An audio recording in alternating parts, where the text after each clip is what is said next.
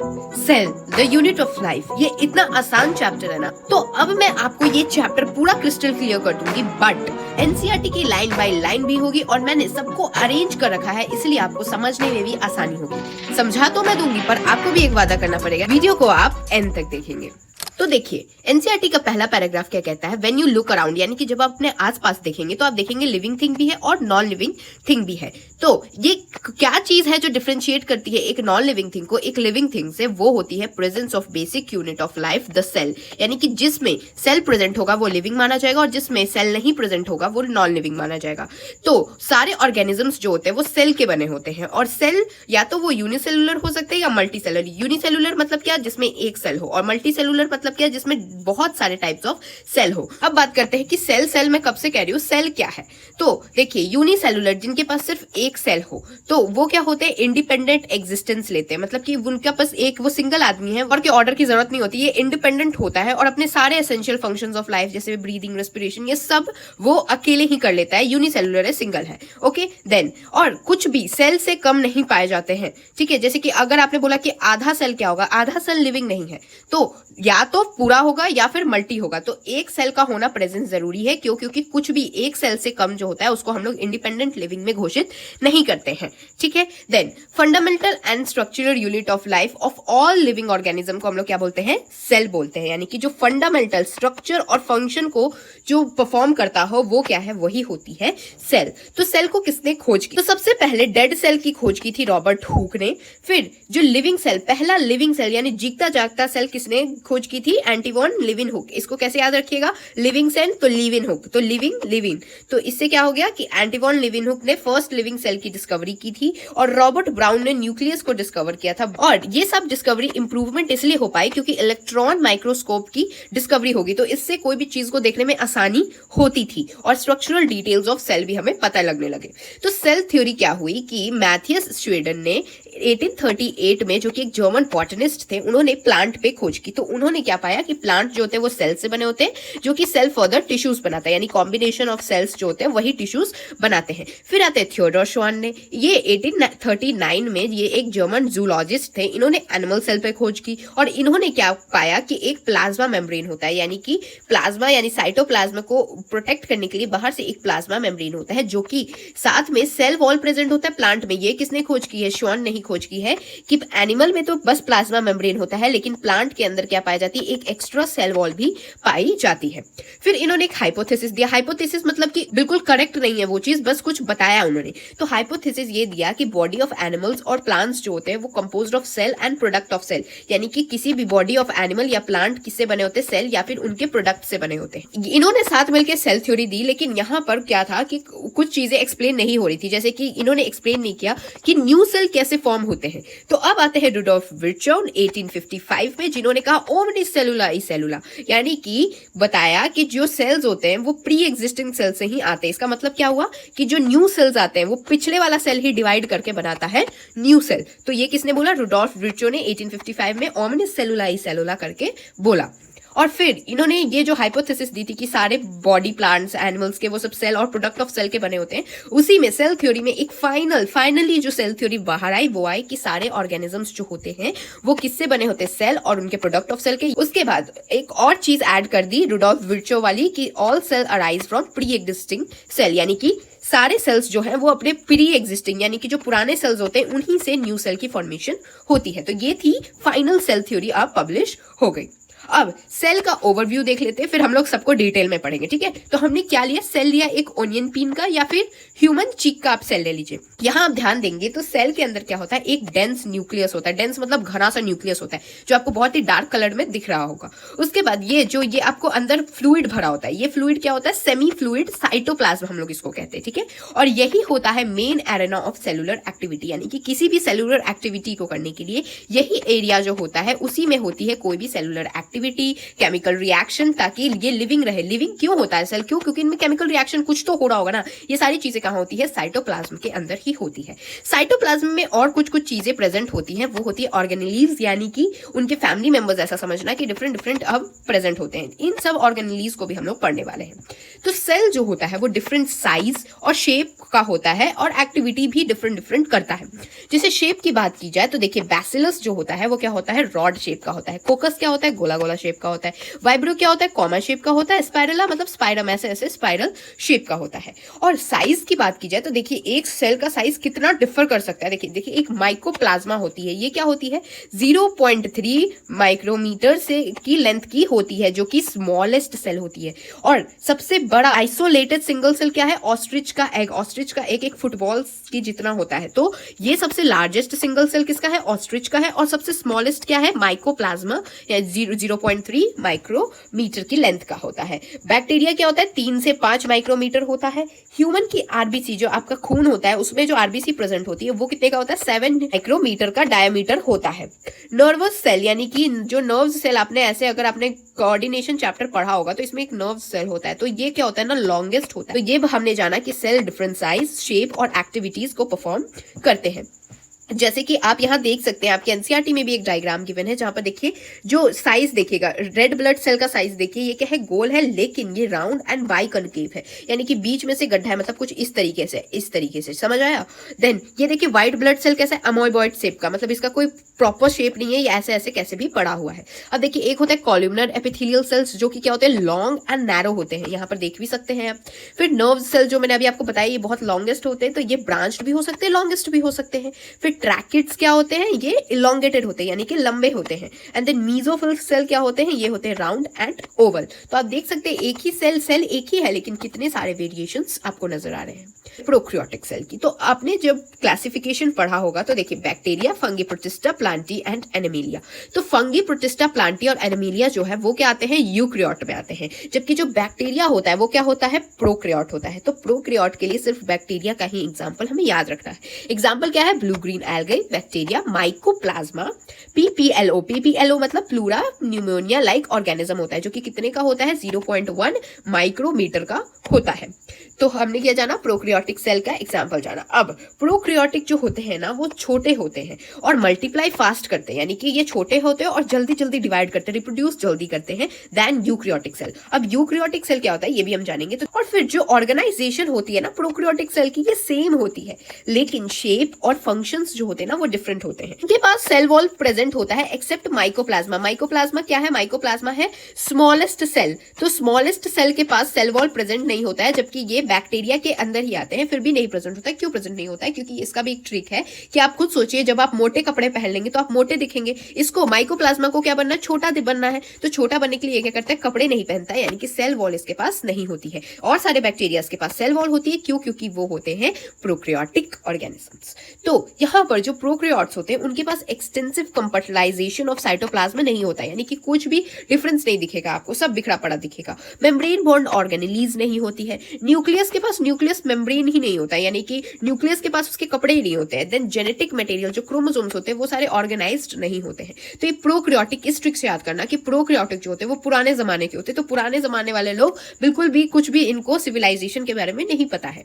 फिर इनमें से जो कई बैक्टीरिया हैं उनके पास क्या होता है? एक सिंगल क्रोमोसोम या फिर सर्कुलर डीएनए होता है, जिसको हम लोग क्या बोलते हैं? जीनोमिक डीएनए बोलते हैं। देखिए ये एक बैक्टीरिया है, तो यहाँ पर एक सर्कुलर क्या होगा? सिंगल क्रोमोसोम वाला डीएनए, इसको क्या बोलेंगे? जीनोमिक डीएनए बोलते हैं। और फिर कुछ बाहर भी होते हैं जो डीएनए, उनको क्या बोलते हैं? प्लाज्मिड बोलते हैं। ये प्लाज्मिड क्या है? यूनिक फिनोटाइपिक कैरेक्टर दिखाता है। ये क्या होता है? रेसिस्टेंट देता है एंटीबायोटिक्स से। तो प्लाज्मिड डीएनए जो होता है ना, ये मॉनिटर करने के काम आता है किसको? Bacterial transformation in foreign DNA. यानी कि अगर आपको देखना है कि इस डीएनए पे, ये मान लीजिए ये एक डीएनए है, अब आपको देखना है कि क्या इस डीएनए पे किसी बैक्टीरिया का इफेक्ट है, तो हम क्या करते हैं? यही प्लाज्मिड की खोज करते हैं इस वाले डीएनए में। अगर पाया गया यानी कि बैक्टीरिया इसको इन्फेक्ट कर चुका है। Cell envelope and its modification. तो इन्वेलप आप समझिए, इन्वेलप क्या होता है, लेटर को बंद करने के लिए एक इन्वेलप ऐसा आता है ना, तो सेल का इन्वेलप यानी सेल को बंद करने वाला जो होगा वो इन्वेलप होगा। तो सेल इन्वेलप क्या होता है कि सबसे पहले हम क्या करते हैं, स्ट्रेनिंग करते हैं, यानी कि जब हम लोग साइंटिफिकली जब देखते हैं ना किसी चीज को, तो सबसे पहले जो आप माइक्रोस्कोप के अंदर रखते हैं, तो यहाँ पर सबसे पहले जो चीजें आती है ना उसको स्ट्रेनिंग की जाती है, यानी इस पे कलर डाला जाता है तभी दिखाई देती है। तो जब हम लोग कलर डालते हैं तो यहाँ पर या तो ग्राम पॉजिटिव हो सकता है या ग्राम नेगेटिव हो सकता है। ग्राम पॉजिटिव मतलब कि कलर डाला तो इसने कलर को एक्सेप्ट कर लिया, और ग्राम नेगेटिव मतलब कलर डाला तो कलर को एक्सेप्ट नहीं किया। तो अब जैसे बैक्टीरिया का सेल इन्वेलप देखते हैं, यानी सेल ने क्या क्या कपड़े पहने हुए, ठीक है। तो इसका सबसे अंदर क्या है, सेल का मेम्ब्रेन है, उसके बाहर क्या है, सेल का वॉल इसने पहन रखा है, और उसके बाहर क्या पहन रखा है, एक जैकेट पहन रखा है जो कि है ग्लाइकोकैलिक्स। और ये तीनों मिलके क्या बन रहे हैं, प्रोटेक्टिव यूनिट, यानी कि इसको सेल को प्रोटेक्ट कर रहे हैं बैक्टीरिया के। आप ये सोचिए कपड़े किस लिए पहनते हैं, हम लोग प्रोटेक्ट करने के लिए पहनते हैं। तो उसी तरीके से बैक्टीरिया का क्या हो रहा है, सेल मेम्ब्रेन है, फिर सेल वॉल है, और ग्लाइकोकैलिक्स सबसे बाहर है, ये याद रखिएगा। और ये क्या करता है, प्रोटेक्ट करता है। ये क्या होते हैं, बहुत केमिकली कॉम्प्लेक्स होते हैं। आप खुद ही समझिए ना कि इतने तीन मेम्ब्रेन लेके बैक्टीरिया घूम रहा है तो कितना ही कॉम्प्लेक्स होगा, और ये टाइट होते हैं, मतलब बिल्कुल ही स्टिफ होते हैं। अब ग्लाइकोकैलिक्स क्या होता है, ये जो आपने सबसे आउटर मोस्ट वॉल देखा, ये क्या है, ये या तो लूज हो सकता है या फिर थिक एंड टफ हो सकता है। अगर लूज होगा तो स्लाइम लेयर कहलाता है, अगर थिक एंड टफ होगा तो कैप्सूल कहलाता है। इसको भी याद करने का बहुत आसान तरीका है कि अगर लूज हुआ, लूज क्या आपको स्लाइम ही दिखता है, एंड थिक एंड टफ का मतलब क्या है, आपने कैप्सूल्स खाई हैं, आपने दवाई खाई है, वो कभी भी आपको लूज दिखी है नहीं, वो हमेशा थिक और टफ होती है। तो ग्लाइकोकैलिक्स अगर लूज होगा तो स्लाइम लेयर कहलाएगा, और थिक और टफ होगा तो क्या कहलाएगा, कैप्सूल कहलाएगा। यहाँ नोट करने वाली बात यह है कि तो कुछ प्रोकैरियोट्स जैसे कि साइनोबैक्टीरिया का याद रखना, इनके पास क्या होता है, एक एक्स्ट्रा मेम्ब्रेन का एक्सटेंशन होता है, दैट इज क्रोमैटोफोर, जिनके पास पिगमेंट प्रेजेंट होता है। अब मीसोसोम क्या होता है, एक स्पेशल केस होता है जिसमें कि इनफोल्डिंग हो जाती है प्लाज्मा मेम्ब्रेन की। अभी मैंने आपको बताया ये है प्लाज्मा मेम्ब्रेन, ये है सेल वॉल, और ये वाला क्या है, ग्लाइकोकैलिक्स। ग्लाइकोकैलिक्स तो हमने समझ लिया। तो क्या होता है ना बेसिकली कि प्लाज्मा मेम्ब्रेन जो सबसे इनर वाली मेम्ब्रेन में क्या होती है, कभी कभी फोल्डिंग्स, इस तरीके से फोल्डिंग्स बन जाती है, यानी कि आप क्या समझिए ऐसे आना चाहिए था ना, बिल्कुल ऐसा स्ट्रेट आना चाहिए था, लेकिन क्या हो जाता है, फोल्डिंग बन जाती है। इसके बहुत सारे फंक्शंस होते हैं, और सारे फंक्शंस बहुत आसान है। आप अगर थोड़ा सा कॉमन सेंस लगाएंगे तो आपको सारे याद हो जाएंगे। तो देखिए सबसे पहले कोई चीज की फोल्डिंग हो रही तो इससे क्या होगा, सरफेस एरिया बढ़ जाएगा। ये क्या कर रहा है, फॉर्म करता है सेल की वॉल को। तो सोचिए ना, इसके जस्ट बाद क्या है, सेल की वॉल। तो अगर ये इस तरीके से हो रहा है तो नेक्स्ट ये क्या बनाएगा, सेल की वॉल ही बनाने वाला है। ये किसके लिए यूज होता है, रेस्पिरेशन एंड सेक्रीशन, दोनों को एक साथ में याद कर लीजिए। एंड देन ये क्या होता है, डीएनए रेप्लिकेशन के काम आता है, और अगर डीएनए रेप्लिकेट करेगा मतलब फॉर्मेशन और डॉटर सेल करेगा। मतलब कि इस तरीके से आप आराम से इसका मीजोजोम का क्या फंक्शन है आप जान सकते हैं। ये किसके फॉर्म में हो सकता है, इन फॉर्म ऑफ वेसिकल के फॉर्म में हो सकता है, ट्यूब्यूल के फॉर्म में हो सकता है, या लैमेले के फॉर्म में हो सकता है। तो हमने पढ़ लिया अब मीजोजोम के बारे में। अब कुछ सरफेस स्ट्रक्चर के बारे में पढ़ते हैं। मतलब कि देखिए हमने सबसे पहले अंदर वाला स्ट्रक्चर पढ़ लिया, अब ये बाहर क्या हो सकता है वो पढ़ते हैं। तो सरफेस स्ट्रक्चर्स क्या होते हैं, सबसे पहले आता है फ्लैजिला, फिर पिलाई, देन फिम्ब्रे।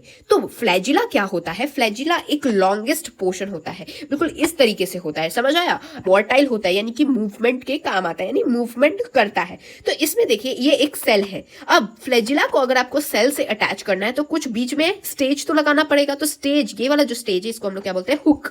तो क्या हुआ, फिलामेंट ने सबसे पहले हुक लगाया, लेकिन हुक आप लगाएंगे अगर डायरेक्ट सेल पे लगाएंगे तो सेल को तो दर्द होगा। तो इसके लिए एक बेसल बॉडी क्या होती है, सेल से अटैच होती है। तो बेसल बॉडी के ऊपर लगाते हैं हम लोग हुक, और हुक से फिर हमारा फिलामेंट बाहर आ जाता है। तो ये टोटल मिला के हम इसको क्या बोलते हैं, फ्लैजिला बोलते हैं, जो कि लॉन्गेस्ट पोर्शन होता है, मोटाइल होता है, यानी मूवमेंट कर सकता है। अब पिलाई क्या होता है, आपने पिल्स देखे हैं, सेम पिल्स है, और ये क्या होते हैं, लॉन्गुलर ट्यूब्यूल, यानी कि ट्यूब की तरह होते हैं। ये क्या होते हैं, स्पेशल प्रोटीन्स बनाते हैं। आप पिल्स क्यों लेते हैं, प्रोटीन्स ये सभी विटामिन लेने के लिए। तो इसका बस याद रखना, पिल्स क्या किसके लिए, स्पेशल प्रोटीन बनाने के काम आता है ना। तो फिम्ब्रे क्या होता है, इस तरीके से स्मॉल ब्रिस्टल्स जो होते हैं ना वो इस तरीके से बाहर आते हैं सर्फेस से। ये आप खुद कॉमन सेंस लगाइए किस लिए यूज होगा, ये अटैच कर देता है किसी रॉक या होस्ट पे, यानी कि अगर इसको कोई आदमी दिखा या कोई रॉक दिखा तो ये क्या करेगा, जाके अपने इस तरीके से फिम्ब्रे अटैच करके इस तरीके से अटैच हो जाएगा इससे। तो फिम्ब्रे किसके काम आता है, अटैच कर देगा ये। और फ्लैजिला किसके काम आता है, मूवमेंट, मोर्टालिटी के काम आता है।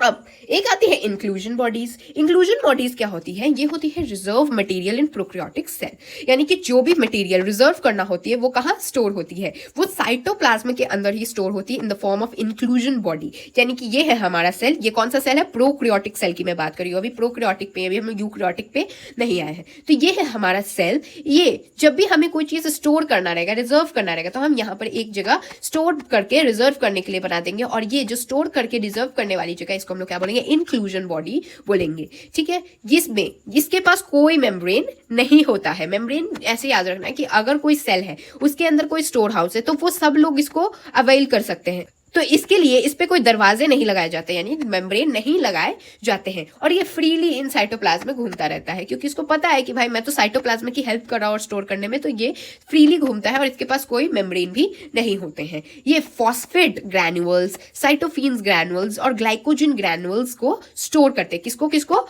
फॉस्फेट ग्रैन्युल्स, साइटोफेसियन ग्रैन्युल्स और ग्लाइकोजन ग्रैन्युल्स को।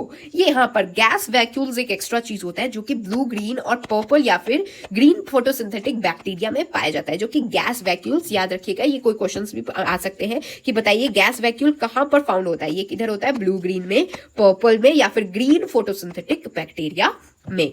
इसके बाद आते हैं हम लोग फाइनली यूकैरियोटिक सेल पे, जो कि 10 से 20 माइक्रोमीटर तक होता है।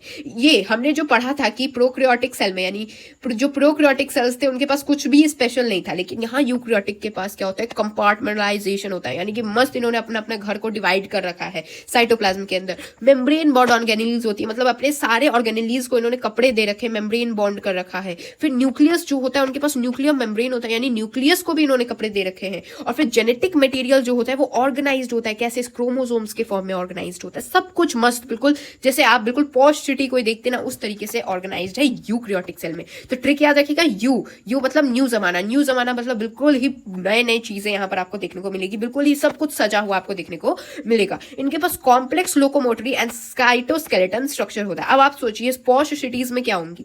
ज्यादा कॉम्प्लेक्सिटी बढ़ जाती है ना? ज्यादा लोग जैसे आएंगे कॉम्प्लेक्सिटी बढ़ेगी, और ये क्या होता है? साइटोस्केलेटन का भी स्ट्रक्चर पाया जाता है। यहाँ पर यूकैरियोटिक के प्लांट्स और यूकैरियोटिक के एनिमल्स सेम नहीं होते, इनके सेल जो होते हैं वो डिफरेंट होते हैं। यहाँ देखिए, जैसे कि ये है एक प्लांट सेल, ये है एक एनिमल सेल। आपको मैं डिफरेंसेस बता दे रही हूँ, और मोस्टली चीजें सेम होती हैं, पर प्लांट सेल के पास होता है 2 मेम्ब्रेन। एक होता है प्लाज्मा की मेम्ब्रेन, यानी प्लाज्मा को कवर करता है। एक होता है सेल का वॉल, जो कि बाहरी सतह पे होता है। लेकिन एनिमल जो होते हैं उनके पास सिर्फ एक ही मेम्ब्रेन होता है, and that membrane is plasma membrane. उनके पास सेल की वॉल नहीं होती है, जबकि प्लांट सेल के अंदर सेल की वॉल होती है। तो इसको इस ट्रिक से याद रखिएगा कि प्लांट जो होते हैं वो हमेशा ही बाहर रहते हैं, धूप हो, गर्मी हो, सर्दी हो, सब में इनको क्या करना पड़ता है? सर्वाइव करना पड़ता है। लेकिन एनिमल्स क्या होंगे? जैसे सर्दी लगेगी वो घर में घुस जाते हैं, तो इनके पास सेल वॉल प्रेजेंट नहीं होता है, बस एक ही प्लाज्मा मेम्ब्रेन से काम चल जाता है। लेकिन प्लांट सेल को तो भाई बहुत सर्वाइव करना रहता है, तो ये इनके पास क्या होता है? एक एक्स्ट्रा सेल वॉल भी दे दिया भगवान जी ने कि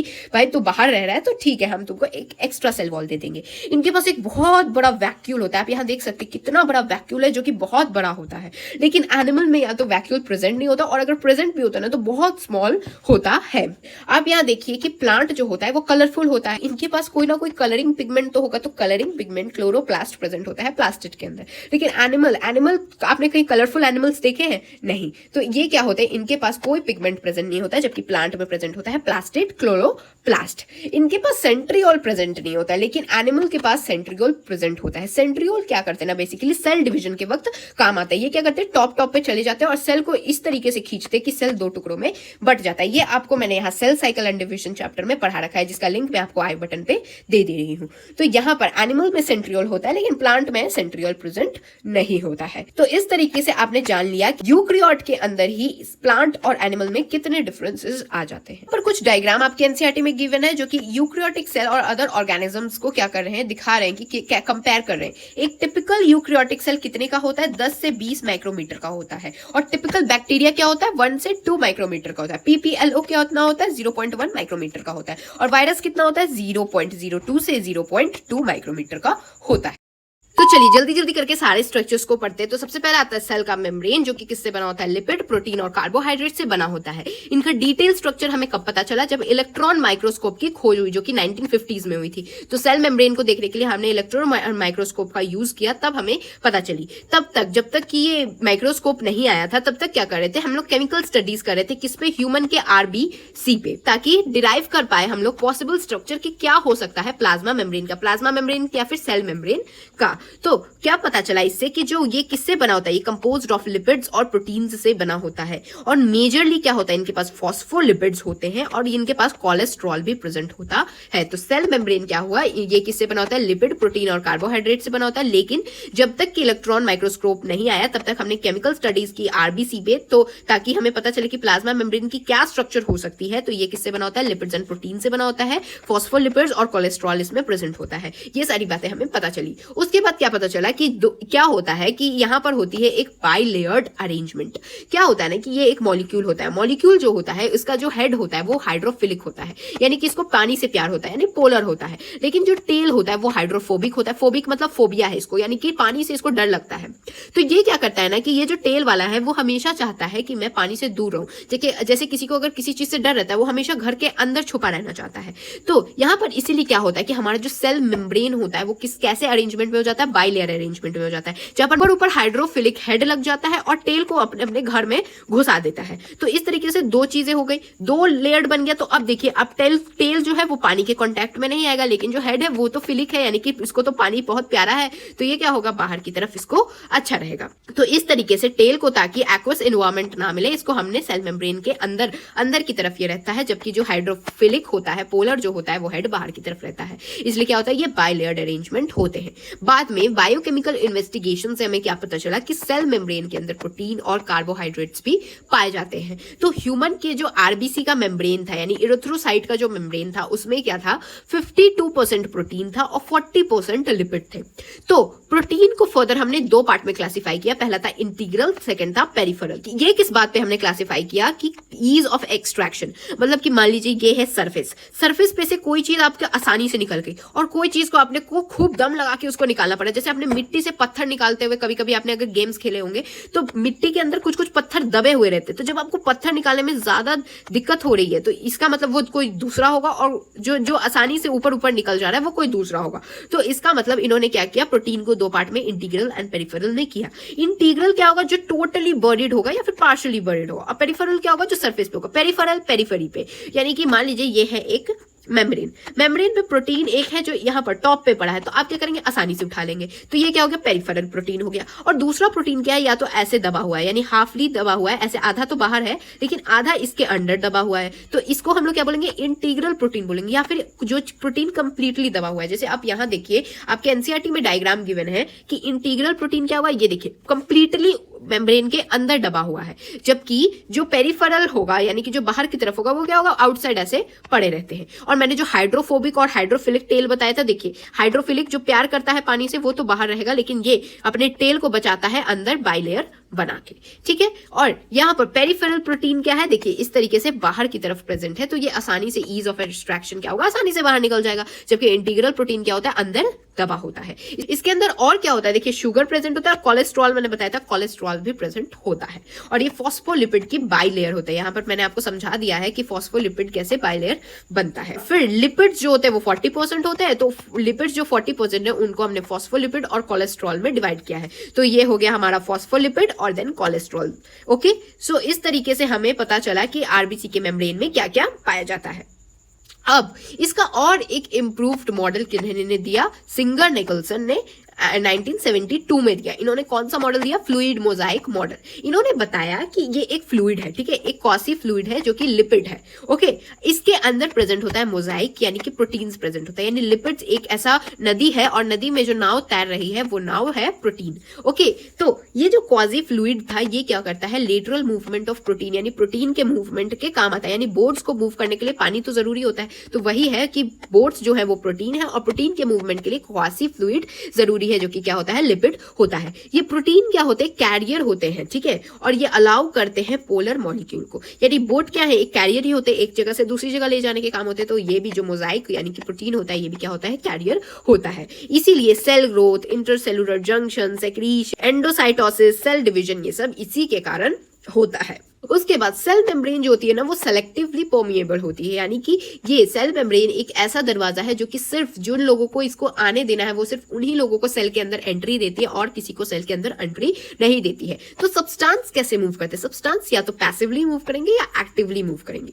तो जो पैसिव होते हैं उनको क्या होता है, हाई कॉन्सेंट्रेशन रहा और दूसरी तरफ लो रहा तो हाई टू लो मूव कर जाते हैं। ये क्या होते हैं, ऑटोमेटिकली होते हैं। जबकि जो एक्टिव वाले होते हैं इनको क्या देना पड़ता है, एनर्जी देना पड़ता है। क्यों देना पड़ता है, क्योंकि इनको लो टू हाई हमें मूवमेंट करानी रहती है। तो हाई टू लो जो होता है वो होती है ऑटोमेटिक, जबकि जो एक्टिव मूवमेंट होती है जहां पर लो टू हाई का होता है तो वहां आपको एनर्जी देनी पड़ेगी। एनर्जी देनी पड़ेगी मतलब आपने कुछ एक्टिव किया है, यानी कोई चीज तो एक्टिविटी की है। तो ऐसे याद रखना है कि जहां एनर्जी देनी पड़ रही है वहां एक्टिव है, और जो बिना एनर्जी के ऑटोमेटिक हो जा रहा है वो पैसिव है। और एनर्जी क्यों देनी पड़ी, क्योंकि लो टू हाई आप मूवमेंट करा रहे हैं, हाई टू लो तो ऑटोमेटिकली हो जाती है, लेकिन आप क्या करें, उल्टा कर रहे हैं, लो टू हाई कॉन्सेंट्रेशन कर रहे हैं। तो ये किसमें होता है, NA और K पंप के द्वारा होता है, जो कि हम लोग आने वाले चैप्टर्स में पढ़ेंगे। बात करते हैं, एक होता है डिफ्यूजन, एक होता है ऑस्मोसिस। इसमें आपको कंफ्यूजन होगी तो मैं बता देती हूँ। डिफ्यूजन क्या होता है, ये मूवमेंट ऑफ गैस होता है कॉन्सेंट्रेशन डिफरेंस के कारण, जबकि ऑस्मोसिस होता है मूवमेंट ऑफ वाटर, यानी कि जैसे कि हाई टू लो कॉन्सेंट्रेशन जा रहा है तो अगर वाटर का मूवमेंट हो रहा है तो ऑस्मोसिस होगा, अगर डिफ्यूजन यानी कि अगर गैस का मूवमेंट होता है तो डिफ्यूजन होता है। तो ये बात आप क्लियर रखिएगा। आपने यहाँ पर देखिए सेल का ये मेम्ब्रेन है, सेल के मेम्ब्रेन का ये जो अरेंजमेंट है टोटली नॉर्म पोलर बन जाता है। क्यों, क्योंकि अंदर जो चीजें हैं वो नॉन पोलर है। तो अब अगर प्रोटीन को इसके अंदर से गुजरना है तो ये गुजर नहीं पाएगा। क्यों, क्योंकि ये पोलर होता है और ये पूरा जो ये वाला सरफेस है ये क्या है, नॉन पोलर है। जबकि पोलर क्या है, ये तो बस बाहर वाला पोलर है, अंदर वाला तो नॉन पोलर हुआ ना।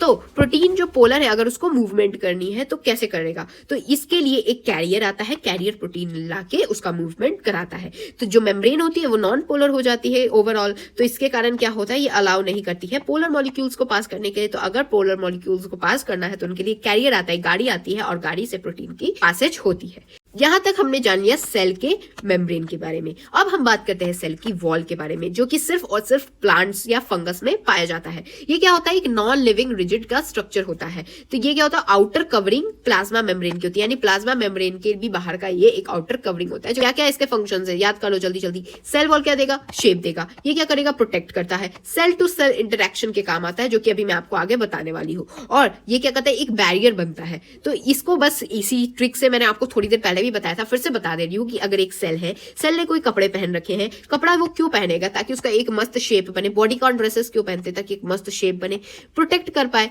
यानी कि एक बाहर का कोई भी इन्वायरमेंट हो तो ये सेल वॉल जो है वो प्रोटेक्ट करे। और सेल टू सेल इंटरेक्शन, यानी कि जो दूसरा सेल आएगा उससे इंटरैक्ट करने के लिए भी ये काम आता है। और साथ में बैरियर भी बनता है। बैरियर किस चीज का, कोई भी इन्फेक्शन होने से ये बैरियर प्रोटेक्ट करता है।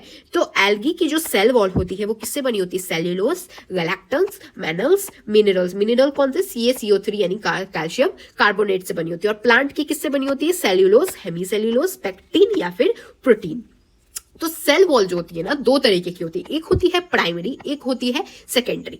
प्राइमरी वाली क्या होगी, बाहर होगी, और सेकेंडरी वाली अंदर होगी, जो कि फॉर्म होती है, ठीक है। तो जो प्राइमरी वाली बाहर होती है ना, यही धीरे धीरे मैच्योर होकर क्या बनाती है, सेकेंडरी वाली वॉल बनाती है। और सेकेंडरी वाली वॉल जो होती है वो inner side of primary cell के होती है, ये बात याद रखिएगा। तो सेल वॉल का जो प्राइमरी साइड है उसके अंदर की तरफ प्रेजेंट होती है सेकेंडरी वाली, जो कि कैपेबल ऑफ ग्रोथ नहीं होती है। प्राइमरी वाली ग्रोथ कर सकती है, प्राइमरी वाले बच्चे ग्रोथ करना चाहते हैं, लेकिन सेकेंडरी में आने के बाद बच्चे सुस्त पड़ जाते हैं। उसी तरीके से क्या होता है कि सेल वॉल होती है प्राइमरी एंड सेकेंडरी, जहां पर प्राइमरी वाला स्लोली मैच्योर किसमें होता है, सेकेंडरी में होता है। अब यहां पर जो मैंने आपको बोला कि यहां सेल टू सेल इंटरेक्शन में कैसे सेल वॉल काम आता है वो बताती हूं।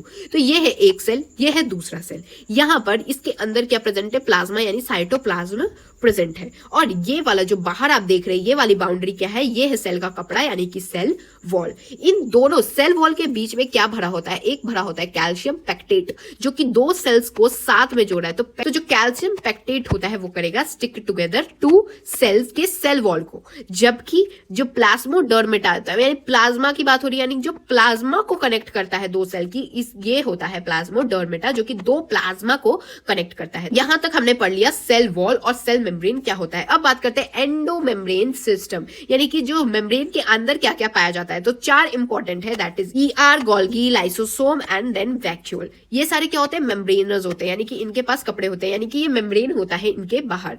इनका फंक्शन जो होता है कोऑर्डिनेटेड होता है, यानी कि साथ में कोऑर्डिनेटेड फंक्शन करते हैं।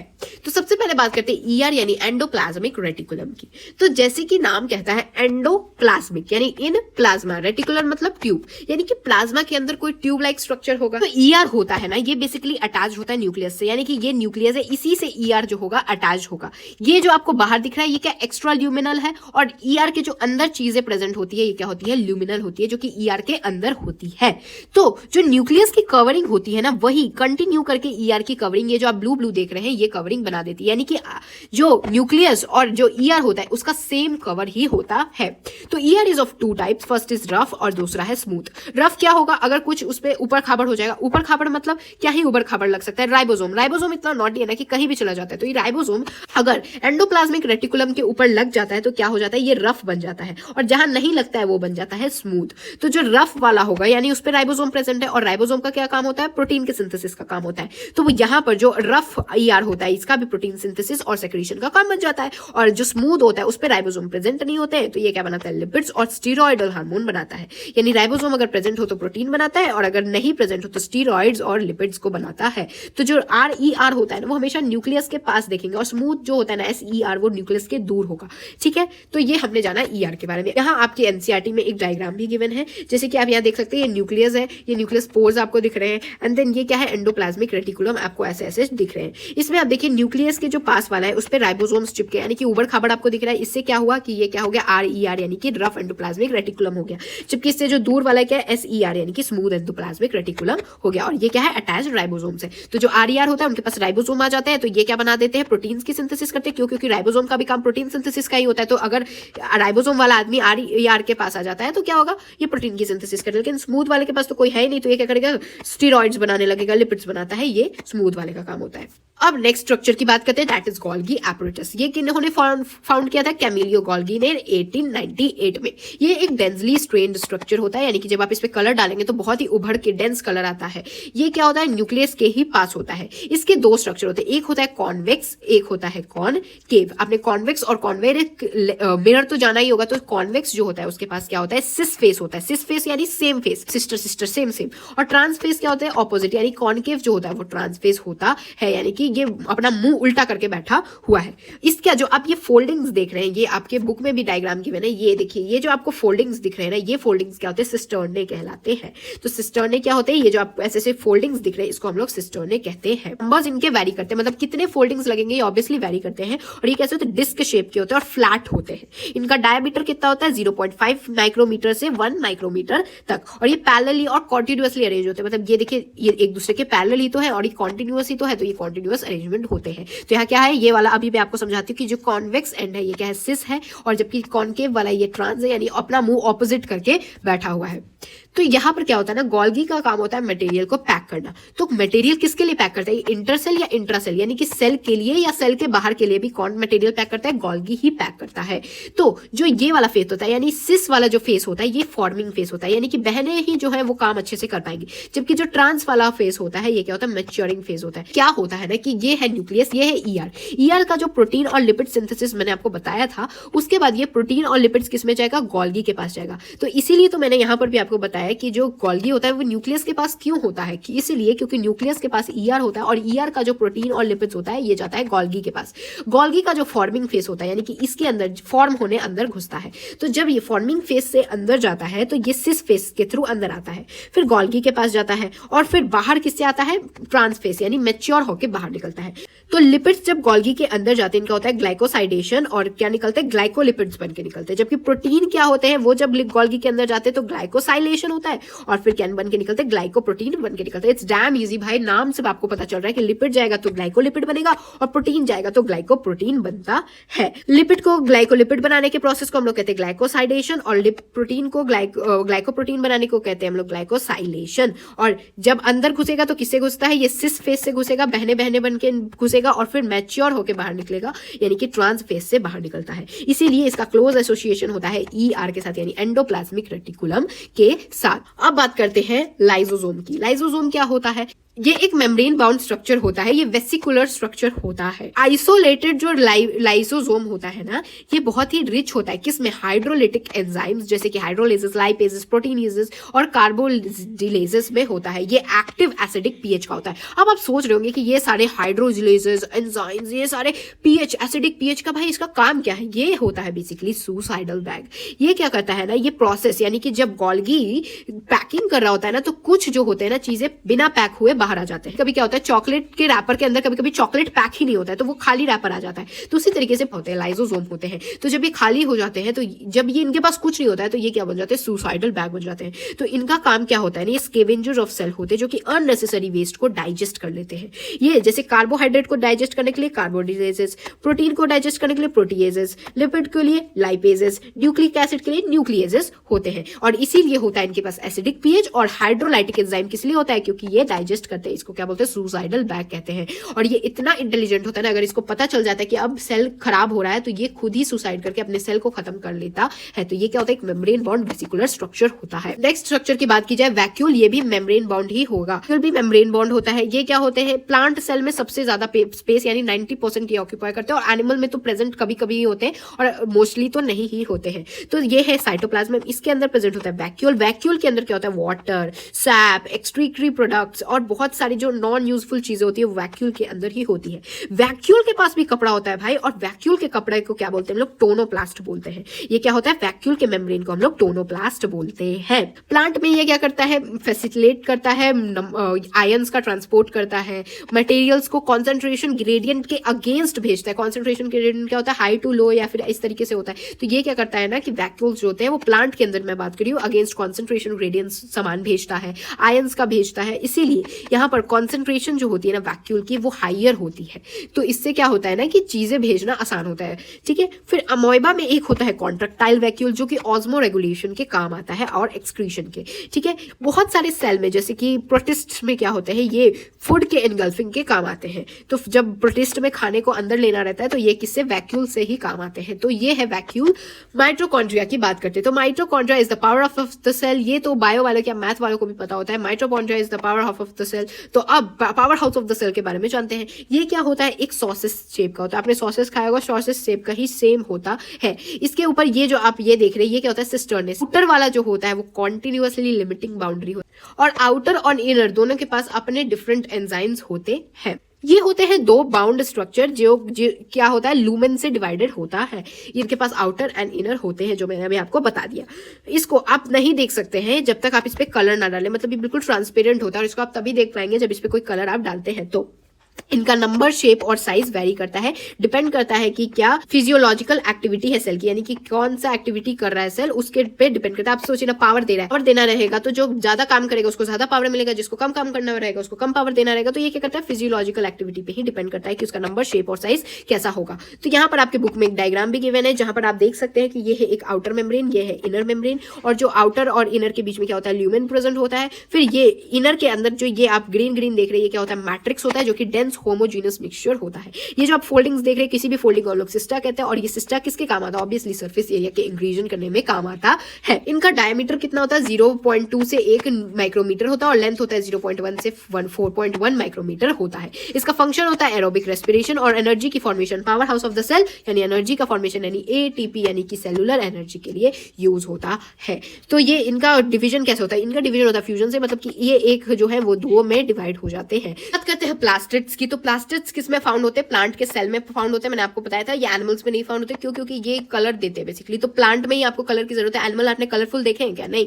तो प्लास्टिड्स प्लांट सेल और यूग्रेलॉइड्स में प्रेजेंट होते हैं जो कि आप इजिली माइक्रोस्कोप से देख सकते हैं क्योंकि ये थोड़े बड़े होते हैं। तो ये इनके पास कुछ स्पेसिफिक पिगमेंट होता है यानी कलर्स होते हैं। कौन कौन से? एक होता है क्लोरोप्लास्ट, एक होता है क्रोमोप्लास्ट और एक होता है ल्यूकोप्लास्ट। सबको एक एक करके जानते हैं। तो सबसे पहले बात करते हैं क्लोरोप्लास्ट की। क्लोरोप्लास्ट क्या होता है? ये क्लोरोफिल और कैरोटेनॉइड का पिगमेंट इसमें प्रेजेंट होता है जो कि फोटोसिंथेसिस के काम आता है, यानी क्लोरोप्लास्ट फोटोसिंथेसिस। क्रोमोप्लास्ट यानी कि ये क्या होते हैं? कैरोटेनॉइड यानी कैरोटीन और ज़ाइंथोफिल होते हैं जो कि फैट सॉल्युबल पिगमेंट होता है। ये क्या देता है? वाइब्रेंट कलर देता है। जैसे अगर आपने येलो, रेड या ऑरेंज देखा होगा ना तो ये क्रोमोप्लास्ट का काम होता है। और क्लोरोप्लास्ट का क्या होता है? फोटोसिंथेसिस का काम होता है। अब आता है नेक्स्ट लूकोप्लास्ट। आपने लूको मतलब कलरलेस, यानी जो कलर है वो लुका छिपी खेल गया और कलरलेस हो गया। ये क्या करते हैं, अगर कलरलेस है तो ये स्टोरेज का काम करेंगे, यानी कि जो गंदा रूम हो जाता है उसको हम लोग स्टोर हाउस बना देते हैं। तो कलर ही नहीं है जिस लूकोप्लास्ट में, लुका छिपी खेलने चला गया है, तो कलर जो कलरलेस होता है उसको हम लोग क्या बोलेंगे, स्टोर के लिए रख देंगे। स्टोर क्या करेगा, ये उसका 3 टाइप हो गया, एक होता है अमाइलोप्लास्ट, एक होता है इलायोप्लास्ट और एक होता है एल्यूरोप्लास्ट। तो अमाइलोप्लास्ट क्या करेगा, कार्बोहाइड्रेट का स्टोरेज करता है, यानी स्टार्च का स्टोरेज करता है। इलायोप्लास्ट क्या करेगा, ऑयल्स और फैट का स्टोरेज करेगा। और एल्यूरोप्लास्ट क्या करेगा, प्रोटीन का स्टोरेज करेगा। जैसे जो कार्बोहाइड्रेट का स्टोरेज करता है वो क्या होता है, जैसे पोटैटो में होता है। तो ये हमने जाना प्लास्टिड के 3, क्लोरोप्लास्ट, क्रोमोप्लास्ट और लूकोप्लास्ट। अब थोड़ा सा क्लोरोप्लास्ट पे ध्यान देते हैं, क्योंकि ये फोटोसिंथेसिस के काम आता है, तो इस पे थोड़ा सा हम लोग ध्यान देंगे। जो मीजोफिल सेल होते हैं, जो लीव्स में पाए जाते हैं, इनके पास होता है क्लोरोप्लास्ट। ये मीजोफिल सेल्स बहुत सारे शेप के हो सकते हैं, या तो लेंस शेप या ओवल या स्फेरिकल या फिर डिस्कॉइड या रिबन शेप के भी हो सकते हैं। इनकी लेंथ कितनी होती है, 5 से 10 माइक्रोमीटर या फिर 2 to 4 माइक्रोमीटर की विड्थ होती है, यानी कि चौड़ाई। इनके नंबर्स वैरी करते हैं, मतलब कि कितने मीजोफिल्स प्रेजेंट होंगे वो वैरी करता है। जैसे कि क्लेमाइडोमोनास में क्या होता है, एक ही होता है मीजोफिल सेल, जबकि ग्रीन एल्गी जो होते हैं उनके पास होता है 20 से 40 पर सेल प्रेजेंट होता है मीजोफिल। देखिए क्लोरोप्लास्ट का आपको यहाँ एक डायग्राम गिवन है, जहां पर आप यहाँ देख सकते हैं कि किस तरीके से ये एक बैगेज है। ये डबल मेम्ब्रेन है, यानी कि एक यहाँ मेम्ब्रेन है और एक और दूसरी मेम्ब्रेन है। अब आपको ये मैं आके अभी बताती हूँ, अब पहले मैं आपको सिंप्लीफाइड वाला आपको डायग्राम दिखाती हूँ। ये है सिंप्लीफाइड डायग्राम उसी सेम चीज का। इसमें देखिए 2 मेम्ब्रेन है, डबल मेम्ब्रेन है, एक है आउटर मेम्ब्रेन, एक है इनर मेम्ब्रेन। फिर इसके जो इनर मेम्ब्रेन के अंदर ये जो आपको फ्लूइड दिख रहा है, ये क्या होता है, स्ट्रोमा कहलाता है। स्ट्रोमा में क्या होता है, एंजाइम्स होते हैं ताकि सिंथेसिस हो पाए कार्बोहाइड्रेट्स और प्रोटीन की। इनके पास स्मॉल डबल स्ट्रैंडेड डीएनए होता है और राइबोसोम्स भी इनके पास प्रेजेंट होते हैं। और इनके जो राइबोसोम्स होते हैं ना वो 70S वाले होते हैं। देन साइटोप्लाज्मिक राइबोसोम्स कितने होते हैं, 80S वाले होते हैं, यानी कि ये वाले इनके अंदर जो राइबोसोम्स प्रेजेंट होते हैं वो स्मॉलर होते हैं, यानी 70S वाले होते हैं, जबकि साइटोप्लाज्मिक वाले राइबोसोम्स 80S होते हैं, यानी बिगर होते हैं। के पास प्रेजेंट होता है थैला, थैला यानी थैलाकॉइड। ये है एक थैला, ये है दूसरा थैला, ये है तीसरा थैला। तो जो थैला है यानी थैलाकॉइड है, ये क्या होता है, फ्लैट सैक होता है, यानी बोरी टाइप की होती है, जिसके बीच में स्पेस प्रेजेंट होता है। इस स्पेस को हम लोग क्या बोलते हैं, ल्यूमेन बोलते हैं। और इसके पास ही प्रेजेंट होता है क्लोरोफिल का पिगमेंट, जिससे कि प्लांट जो है ग्रीन दिखता है। तो अब आपको थैले में क्या प्रेजेंट है, थैले में क्लोरोफिल के पिगमेंट प्रेजेंट है। अब बहुत सारे थैले ना ऐसे 1 by 1 करके एक के ऊपर एक रखे हुए हैं। तो जब एक के ऊपर एक रखे हुए रहते हैं ना, तो ये क्या हो जाता है, ग्राना या फिर इंटरग्रैनल थैलाकॉइड बन जाता है। यानी कि ये क्या है, एक थैलाकॉइड है, ये वाला एक है, ये दूसरा थैलाकॉइड है, ये तीसरा थैलाकॉइड है। लेकिन जब बहुत सारे थैलाकॉइड अरेंज होते हैं तो ये क्या बन जाते हैं, ग्राना, बहुत बड़े ग्राना बन जाते हैं। और ये 2 ग्राना को मिलाने वाले को हम लोग कहते हैं स्ट्रोमा और लेमिने। यानी कि स्ट्रोमा क्या हुआ अंदर और स्ट्रोमा क्या बोल रहा है, ला मिलने, यानी कि ये स्ट्रोमा मिलने दे रहा है 2 ग्राना को। तो स्ट्रोमा लेमिने क्या करता है, 2 ग्राना को मिलाता है। और ग्राना किससे बना होता है, थैला यानी थैलाकॉइड से बना होता है। और थैले में क्या प्रेजेंट होता है, क्लोरोफिल प्रेजेंट होता है। कोई डायग्राम आसान लगेगा। ये है आउटर मेम्ब्रेन, ये है इनर मेम्ब्रेन। ग्रैनम क्या हुआ, पहले ये जो आपको थैले दिख रहे हैं, ये थैले हैं, थैले एक के ऊपर एक ऐसे सैक बनाए हैं। तो ये जो थैले हैं वो थैले बना के क्या बनाते हैं, ग्रैनम बनाते हैं। और 2 ग्रैनम को मिलाने के लिए ये जो बीच में आप ऐसे ऐसे लाइंस देख रहे हैं, 2 ग्रैनम्स को मिला रहे हैं, ये क्या बोल रहा है, स्ट्रोमा बोल रहा है, स्ट्रोमा ला मिलने। तो स्ट्रोमा ये क्या है, ये अंदर भरा हुआ फ्लूइड है। ओके, तो इस तरीके से आपको अब क्लोरोप्लास्ट भी समझ आ गया, कितना आसान डायग्राम से मैंने आपको बता दिया। अब बात करते हैं राइबोसोम की। कब से राइबोसोम कर रहे हैं। राइबोसोम क्या होता है, ये एक क्या होता है, एक ग्रैनुअल स्ट्रक्चर होता है। इसको किसने फाउंड किया था, इसको जॉर्ज प्लाडे ने 1953 में फाउंड किया था। इसका कॉम्पोजिशन क्या होता है, प्रोटीन और राइबोन्यूक्लिक एसिड यानी आरएनए का कॉम्पोजिशन होता है। यूक्रियोटिक का राइबोसोम अलग होता है, दैट इज ऑफ 80S, और प्रोक्रियोटिक का राइबोसोम होता है 70S का। 80S किससे बनता है, 60S और 40S को जोड़ के, और 70S किससे बनता है, 50S और 30S को जोड़ के। अब आप बोलेंगे कि आई नो कि मैं बायो की हूँ स्टूडेंट, लेकिन इसका मतलब मेरा मैथ इतना भी कमजोर नहीं है कि मेरे को 60 + 40 करके 80 आएगा। लेकिन इसका एक्चुअल क्या मतलब हुआ कि 60S, S क्या होता है ना, S जो होती है वो स्वेडबर्ग्स यूनिट होती है, जो कि सेडिमेंटेशन की कोफिशिएंट होती है, जिसको हम लोग इसको किस लिए यूज करते हैं, डेंसिटी या साइज मेजर करने के लिए। तो जो 60S लिखा है ना, बेसिकली ये बता रहा है कि साइज कितना है। तो 60 + 40 आप 100 नहीं करेंगे बल्कि 80 करेंगे। क्यों, ऐसे ध्यान दीजिए कि ये क्या होता है ना, एक लार्जर सब यूनिट होता है और एक होता है स्मॉलर सब यूनिट। ये वाला जो लार्जर सब यूनिट होता है ना, ये जाके स्मॉलर सब यूनिट पे बैठ जाता है। तो क्या आप ध्यान दीजिए, यहाँ पर कोई चीज जुड़ नहीं रही है। तो लार्जर सब यूनिट होता है वो 60s का होता है और जो स्मॉलर होता है वो 40s का होता है। जब दोनों साथ मिलते हैं तो 100 की जगह 80s बनाते हैं। मतलब ये कुछ पार्ट इसका छेक लेता है, जिससे कि ये वाला पार्ट आपको नजर नहीं आता, लेकिन ये वाला पार्ट आपको नजर आएगा और ये वाला पार्ट आपको नजर आता है। प्रोकैरियोट होते हैं उनके लिए क्या होता है 70s, यानी 50 + 30 करके 70 आता है। यानी कि न्यू जमाने वालों के पास ज्यादा बड़ा वाला होता है और पुराने यानी प्रोकैरियोटिक जमाने वालों के पास 70s वाला होता है। ठीक है, और एस क्या है? एस है यूनिट, जो कि डेंसिटी और साइज को दिखाता है, जो सेडिमेंटरी कोफिशिएंट होता है। ये जो राइबोसोम होता है ना, ये यूकैरियोटिक और प्रोकैरियोटिक दोनों में होता है। तो प्रोकैरियोटिक जो होते हैं ना, उनके प्लाज्मा मेम्ब्रेन के साथ ये अटैच होता है, जो कि कितना होता है 15 नैनोमीटर से लेके 20 नैनोमीटर तक की साइज का होता है। ये किसमें पाया जाता है? साइटोप्लाज्म में पाया जाएगा, क्लोरोप्लास्ट में पाया जाएगा, माइटोकॉन्ड्रिया में पाया जाएगा, रफ ER यानी RER में पाया जाएगा। ये नॉन मेम्ब्रेन बॉन्ड होते हैं, यानी इनके पास मेम्ब्रेन नहीं होती है।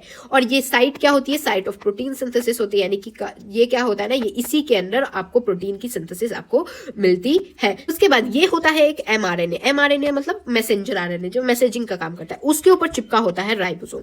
और इस टोटल चेन को हम लोग क्या कहते हैं? पॉलीराइबोसोम या पॉलीजोम कहते हैं। तो पॉलीजोम या पॉलीराइबोसोम क्या है? ये होता है जब मैसेंजर RNA के ऊपर राइबोसोम चिपका होता है, तो इसे हम लोग पॉलीराइबोसोम या पॉलीजोम कहते हैं। तो राइबोसोम ऑफ पॉलीजोम जो होता है, यानी कि इसके ऊपर जो राइबोसोम होता है, इसका क्या काम होता है? तो बेसिकली तो राइबोसोम का काम होता है प्रोटीन सिंथेसिस का, लेकिन जब ये mRNA में लग जाता है तो ये क्या करता है? mRNA को प्रोटीन में कन्वर्ट करने लगता है। यानी बेसिक काम इसका प्रोटीन सिंथेसिस का ही रहेगा, लेकिन जब ये mRNA में लग जाएगा तो mRNA को भी ये प्रोटीन में बदल देगा।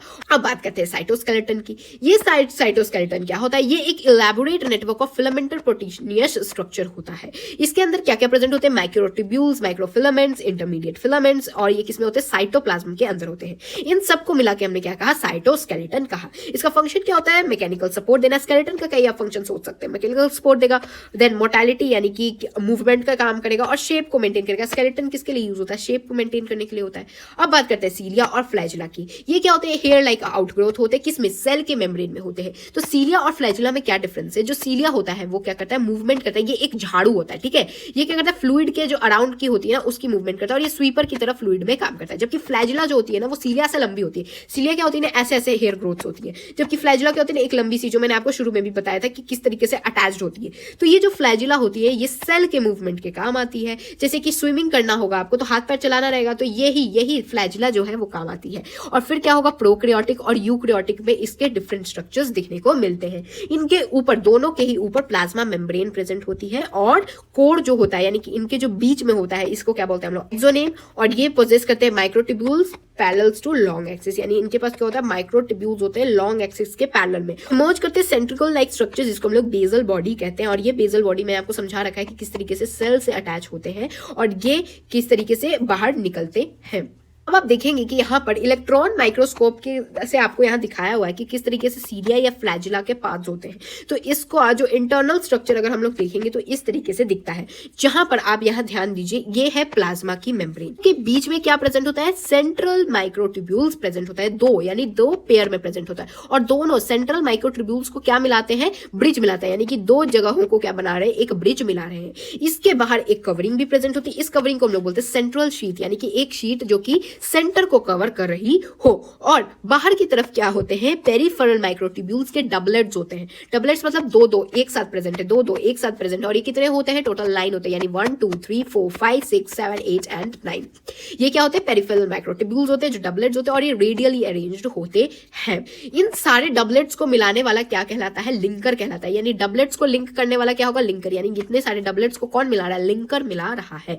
और ये जो डबलेट्स हैं, ये फिर ये बीच वाले सेंटर में किससे आती है? ये आते हैं रेडियल स्पोक्स से सेंटर को मिलने के लिए। तो ये क्या है? इंटरनल स्ट्रक्चर है। और यहां आप ध्यान दीजिए 9+2 का अरेंजमेंट है। अरे का कितना का अरेंजमेंट है? 9+2, यानी कि बाहर की तरफ कितना है? 9 और इसमें कितना है? 2। अब बात करते हैं सेंट्रोजोम या फिर सेंट्रिओल की। सेंट्रोजोम या सेंट्रिओल क्या होता है? ये होते हैं एनिमल्स जिनके पास सेंट्रोजोम होते हैं। वो क्या होते हैं? नॉन मेम्ब्रेन बॉन्ड होते हैं। ये सेंट्रोजोम एनिमल्स में किसके लिए हेल्प करते हैं? सेल डिवीजन के हेल्प करते हैं। तो सेल डिवीजन के दौरान क्या होता है? स्पिंडल फाइबर्स निकलता है, और स्पिंडल फाइबर फाइबर्स क्या करता है, स्पिंडल एपरेटस बनाता है। और फिर अगर आपने सेल डिवीजन देखा है वीडियो तो आपको समझ आ जाएगा। तो सेंट्रोजोम का क्या काम होता है, सेल डिवीजन में बेसिकली एनिमल्स में होता है, ये प्लांट्स में प्रेजेंट नहीं होता है। और ये नॉन मेम्ब्रेनस स्ट्रक्चर होता है। इसका स्ट्रक्चर कैसा होता है, कार्ट व्हील, यानी कि जो पहिया होता है ना, पहिए की तरह होता है, ये अभी हम जानते हैं। तो ये टोटल क्या है, सेंट्रोजोम है। सेंट्रोजोम के बीच में ये जो आपको 90 डिग्री पे क्या दिख रहा है, ये है सेंट्रियोल। सेंट्रियोल क्या होता है, सिलेंडर्स होते हैं। और ये जो आपको फ्लूइड दिख रहा है, ये फ्लूइड क्या है, सेंट्रियोलर एमॉर्फस फ्लूइड। सेंट्रोजोम के पास क्या है, सेंट्रियोल है, जो कि सिलेंडर शेप 90 डिग्री पे है। 9+2 की अरेंजमेंट थी किसमें, फ्लैजिला में, लेकिन यहाँ क्या होती है, सेंट्रोजोम में 9+0 की अरेंजमेंट होती है। इसमें क्या होता है, बीच में जो प्रेजेंट होता है इसको हम लोग कहते हैं हब, जो कि होता है प्रोटीनिशियस, यानी कि इसमें होता है प्रोटीन प्रेजेंट। यहाँ पर होते हैं ट्रिपलेट्स, यानी कि 3 ट्रिपलेट्स, यानी कि 3 साथ साथ में होते हैं। और ऐसे टोटल कितने होते हैं, 9 होते हैं, यानी 1 2 3 4 5 6 7 8 एंड 9। और ये क्या होते हैं, पेरिफेरल फिब्रिल्स होते हैं, यानी कि पेरिफेरी पे फिब्रिल्स प्रेजेंट है। ये किससे बने होते हैं, ट्यूबुलर प्रोटीन। आप खुद सोच रहे हैं ये ट्यूब टाइप के आपको दिख रहे हैं, तो किससे बनेंगे, ट्यूबुलर प्रोटीन से बनेंगे। और इसके बीच का हब किससे होगा, ये भी प्रोटीनिशियस ही होगा। और फिर ये जो आपको दिख रहे हैं 9, ये 9 वो हब से अटैच होते हैं। हब से किससे अटैच होते हैं, प्रोटीन के स्पोक से अटैच होते हैं, यानी कि ये पूरा चीज आप देखिए प्रोटीन प्रोटीन एंड प्रोटीन ही है। और ये जो आपको ट्रिपलेट्स दिख रहे हैं, ये एक दूसरे से किससे अटैच है, लिंकर्स क्या कर रहे हैं, इनको अटैच कर रहे हैं। तो ये क्या है, 9+0 अरेंजमेंट है, यानी यहाँ तो 9 है लेकिन यहाँ क्या प्रेजेंट है, 0, यानी कुछ नहीं प्रेजेंट है। बेसल बॉडी अटैच करती है सीलिया और फ्लैजिला को सेल से, उसका फॉर्मेशन कौन कराता है, सेंट्रियोल्स ही कराते हैं। न्यूक्लियस क्या होता है, ये रॉबर्ट ब्राउन ने बताया था, मैंने शुरू में भी बताया था। न्यूक्लियस होता है वो डार्क होता है। तो जब फ्लेमिंग ने क्या किया, न्यूक्लियस के मटेरियल को स्ट्रेन किया, यानी कलर डाला, तो एक एसिडिक डाई डाला और दूसरा बेसिक डाई।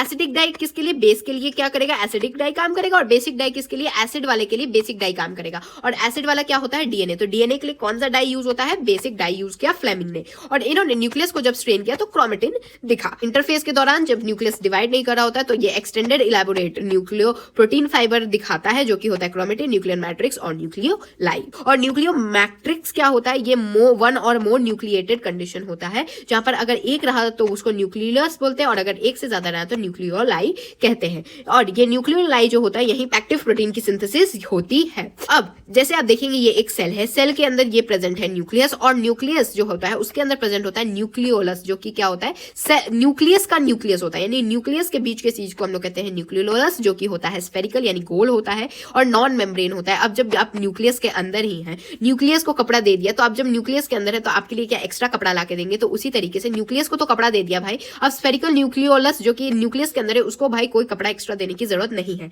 और जो न्यूक्लियस और न्यूक्लियोलस के बीच की ये जो आपको फ्लूइड दिख रही है, ये फ्लूइड को हम लोग कहते हैं न्यूक्लियर प्लाज्म, ठीक है। और ये सारे जो न्यूक्लियस, न्यूक्लियोलस और न्यूक्लियर प्लाज्म, ये सारे मिलकर न्यूक्लियर इन्वेलप बना रहे हैं। इन्वेलप मैंने समझाया था कि इन्वेलप क्या होता है, लेटर को रखने वाला होता है। तो अगर न्यूक्लियर इन्वेलप कह रहे हैं तो यानी न्यूक्लियस को रखने वाले को न्यूक्लियर इन्वेलप कहते हैं। ये क्या होता है, site of active ribosome and RNA की सिंथेसिस होती है, यानी कि इस जगह पे क्या बनता है, राइबोसोम बनती है और आरएनए बनता है। यहाँ पर एक स्ट्रक्चर ऑफ न्यूक्लियस आपके बुक में गिवन है, आप यहाँ देख सकते हैं। तो न्यूक्लियर पोर ये होता है कि न्यूक्लियस होता है, एक होता है आउटर मेम्ब्रेन, एक होता है इनर मेम्ब्रेन, यानी कि इनके पास होती है 2 मेम्ब्रेन।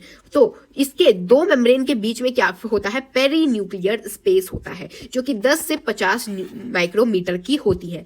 तो ये जो हमने देखा कि न्यूक्लियस के अंदर 2 मेम्ब्रेन है, इनर एंड आउटर। कभी कभी क्या होता है ना कि ये इनर वाला जो है वो आउटर वाले से थोड़ा सा टच हो जाता है, और इसी टच होने के कारण क्या बनता है, एक माइन्यूट पोर बनता है, जिसका अभी हम लोग देखेंगे। जीन जो होता है वो डीएनए से बना होता है, फिर आरएनए, देन प्रोटीन, और प्रोटीन क्या होता है, एंजाइम्स। देन तो ये क्या है, ये है न्यूक्लियस। न्यूक्लियस के अंदर क्या होता है, डीएनए से आरएनए बनता है, और आरएनए क्या करता है, बाहर निकलता है किससे, माइन्यूट पोर से, कि 2 मेम्ब्रेन का जहां पर फ्यूजन होगा वहां बन जाता है एक माइन्यूट पोर। और इस माइन्यूट पोर जो कि न्यूक्लियर इन्वेलप के अंदर होता है, इससे क्या होता है, डीएनए से आरएनए बनता है, और फिर आरएनए इसी माइन्यूट पोर से बाहर आके ये क्या है, ये है एंडोप्लाज्मिक रेटिकुलम, और फिर ये प्रोटीन बाहर आ जाएगा। तो आउटर मेम्ब्रेन जो है वो कॉन्टिन्यूअस होता है ईआर और राइबोसोम के, यानी कि ये जो आउटर मेम्ब्रेन है ये कॉन्टिन्यूअस है, मतलब इस तरीके से कंटिन्यू करके जाएगा बिल्कुल ही राइबोसोम और ईआर के। और न्यूक्लियर पोर जो होता है वो क्या करता है, पास करता है RNA, protein molecules by direction, यानी कि आरएनए इस डायरेक्शन से इस तरफ और प्रोटीन इस डायरेक्शन से इस तरफ भी आ सकता है, या फिर वापस भी जा सकता है। आपने तो यही सुना होगा कि एक सेल में एक न्यूक्लियस होता है, लेकिन कुछ कुछ वेरिएशंस क्या ऑब्जर्व होते हैं, जैसे आरबीसी के अंदर न्यूक्लियस नहीं होता है और सीव ट्यूब्स के भी अंदर न्यूक्लियस नहीं होता है। क्रोमोसोम क्रोमोसोम आपने इस तरीके से देखा होगा, तो न्यूक्लियस के अंदर ही होता है क्रोमोसोम। तो अब हम थोड़ा सा क्रोमोसोम के बारे में जानेंगे। तो क्रोमोसोम के यहाँ आप कुछ देख रहे हैं, इस पार्ट को हम लोग काइनेटोकोर कहते हैं, इसको अभी हम लोग पढ़ते हैं। सेल का जब डिवीजन होता है तो उस समय जो क्रोमेटिन कहाँ प्रेजेंट होता है, न्यूक्लियस के अंदर ऐसे ऐसे उगड़ी बुगड़ी करके प्रेजेंट होता है। तो जब सेल का डिवीजन की बारी आती है तो ये सजना शुरू हो जाता है, और सज के कैसे बन जाता है, क्रोमोसोम्स बन जाते हैं। यहाँ पर आप ध्यान दीजिए, जब दो क्रोमेटिड मिल रहे, क्रोमेटिड क्या हुआ है कि ये वाला जो एक है ये एक क्रोमेटिड है, और ये वाला एक है एक क्रोमेटिड है। जब दो क्रोमेटिड को बीच में पकड़ने वाले को क्या बोलते हैं, सेंट्रोमियर कहते हैं। और सेंट्रोमियर के साइड साइड में डिस्क शेप की क्या होती है, काइनेटोकोर होती है, जो कि मैंने आपको यहाँ पर दिखाया था। तो ये काइनेटोकोर क्या करती है ना कि बेसिकली सेल डिवीजन के टाइम पे इसका हेल्प होता है। जब स्पिंडल फाइबर्स आते हैं ना, तो स्पिंडल फाइबर्स इन्हीं काइनेटोकोर में अटैच होकर फिर ये दो में डिवाइड हो जाती है। अभी हमने उगड़ी बुगड़ी वाले पढ़े, ये डीएनए और आरएनए होता है इनके अंदर। ये क्या होते हैं, इनके पास बेसिक प्रोटीन होता है, जैसे हिस्टोन प्रोटीन और नॉन हिस्टोन प्रोटीन। ये 2.2 मीटर इन एक सेल, यानी एक सेल के अंदर 2.2 मीटर होती है। तो आप में तो मिलियंस ऑफ सेल है, तो आप सोचिए कितनी लंबी क्रोमेटिन पाई जाती है आप ही के सेल के अंदर। ये जब क्रोमेटिन अरेंज होती है, ऑर्गेनाइज होती है, तो वही क्रोमोसोम्स बनाती है। क्रोमोसोम्स कितने होते हैं, 46 होते हैं, यानी 23 पेयर ऑफ क्रोमोसोम्स बनाती है। अब क्या देखेंगे कि क्रोमोसोम्स के डिफरेंट पोर्शंस होते हैं। जैसे अभी मैंने आपको एक बताया कि ये है एक क्रोमेटिड, ये है दूसरी क्रोमेटिड, लेकिन इनके बीच वाले को क्या बोलते हैं हम लोग, सेंट्रोमियर कहते हैं, जो बीच में होता है। फिर यहाँ पर कभी कभी क्या होता है, एक सैटेलाइट बनता है। सैटेलाइट क्या होता है, ये ऊपर होता है। ये क्या होता है, एक सेकेंडरी कॉन्स्ट्रिक्शन होता है। जो सैटेलाइट ये होता है नॉन स्ट्रेनिंग सेकेंडरी कॉन्स्ट्रिक्शन। आप तो जानते ही है कि सैटेलाइट हमेशा ऊपर रहता है, तो ये जो सैटेलाइट होगा वो इसके मुंडी पे जाके ऐसा लग जाएगा एंटीना की तरह। और ये क्या होता है, सेकेंडरी कॉन्स्ट्रिक्शन होता है। और अगर आप कलर डालेंगे यानी स्ट्रेनिंग करेंगे तो स्ट्रेनिंग नहीं होता है। फिर कभी कभी क्या होता है, एक शॉर्ट आर्म होती है और एक लॉन्ग आर्म होती है। जैसे सेंट्रोमियर को कहाँ लगना चाहिए, बीच में लगना चाहिए, लेकिन कभी कभी क्या होता है ऊपर नीचे हो जाता है, जिससे एक वाली लंबी हो जाती है, एक वाली छोटी हो जाती है। तो इसको हम लोग क्या कहते हैं, तो there are 4 types of chromosome, जहां पर पी और पी दोनों इक्वल है, यानी कि ये वाले का लेंथ और ये वाले का लेंथ जब इक्वल होता है तो इसको हम लोग बोलते हैं मेटासेंट्रिक। अगर थोड़ा सा पी वाला बढ़ा और क्यू वाला थोड़ा सा छोटा हो जाता है तो इसको सब मेटासेंट्रिक बोलते हैं। बस लिटिल बिल्कुल छोटा सा। अगर बहुत ज्यादा छोटा हो जाए, बिल्कुल इस तरीके से देख सकते हैं आप यहाँ पर, जैसे बहुत ज्यादा छोटा हो गया, तो इसमें क्या होता है कि जो पी है वो बहुत बड़ा हो जा रहा है क्यू से। यहाँ क्या लिटिल थोड़ा सा छोटा हुआ था, लेकिन यहाँ पर क्या बहुत छोटा हो गया, यानी कि टीलोसेंट्रिक, यानी टीले पे छोटा पड़ गया। तो ये कैसे याद रखिएगा, टीले पे क्या हो गया, छोटा पड़ गया। और फिर एक आता है एक्रोमोसेंट्रिक, जहां पर क्यू जो होगा वो छोटा होगा पी से, जस्ट स्मॉल, बहुत ज्यादा छोटा नहीं, जस्ट स्मॉल होता है। अब लास्ट है दैट इज माइक्रोबॉडीज। ये क्या होते हैं, ये होते हैं मेम्ब्रेन बाउंड माइन्यूट वेसिकल्स, जिनको हम लोग कहते हैं माइक्रोबॉडीज। इनके पास क्या होते हैं, कुछ एंजाइम्स प्रेजेंट होते हैं, जो कि बोथ प्लांट और एनिमल में होते हैं, यानी कि माइक्रोबॉडीज प्लांट और एनिमल दोनों में पाए जाते हैं। और ये क्या होते हैं, इनके पास एंजाइम्स प्रेजेंट होते हैं, ये मेम्ब्रेन बाउंड होती है। अब आपका होमवर्क है कि मोस्टली लोगों को दिक्कत आती है कि कौन सा मेम्ब्रेन है और कौन सा नॉन मेम्ब्रेन वाला है, वो पता ही नहीं चलता है। तो आपने अब जब वीडियो देख लिया है तो जल्दी से आप मेरे को होमवर्क करके देंगे कि जहां पर आप मेम्ब्रेन बॉन्ड के सारे ऑर्गेनेलीज लिखेंगे और नॉन मेम्ब्रेन बॉन्ड वाले सारे ऑर्गेनेलीज लिखेंगे। ये आपकी ईमानदारी पे डिपेंड करता है। इसका नोट्स मैं आपको डिस्क्रिप्शन में प्रोवाइड कर दूंगी, तो do check it in the description box below. Meet you guys in the next video. तब तक के लिए thanks for watching and don't forget to like, share and subscribe to my channel. Bye bye.